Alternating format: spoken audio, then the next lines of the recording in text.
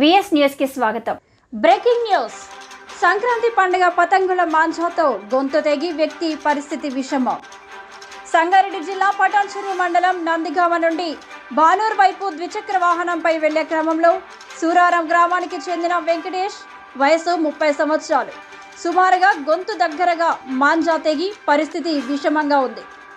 పటాన్చెరు పరిధిలో ధృవ హాస్పిటల్లో చికిత్స నిమిత్తం చేర్పించారు.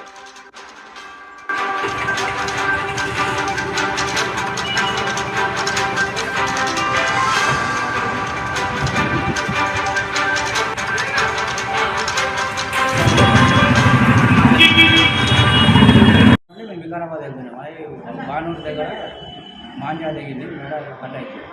హెల్మెట్ పెట్టుకున్నాం, అయినా ఇట్లా తిరిగి కూరింది. ఏం పేరు పిల్ల ఆయన పేరు? వెంకటేష్. స్పీడ్ కూడా లేదు బండి. ఏ ఊరు? సూరారం నుండి వికారాబాద్ పోవాలి. ఊరు ఏ ఊరు? ఏమవుతాడు నీకు? ఏం పేరు ఆయన పేరు? వెంకటేష్. డాక్టర్లు ఏమంటారు? డాక్టర్లు ఏమని చెప్పారు? అదే ఇంకా సీరియస్ ఉందని చెప్తున్నారు. సీరియస్ ఉందన్న. సర్జరీ ఏమైనా చేయాలంటారా? చేయాలన్నారు. ఓకే.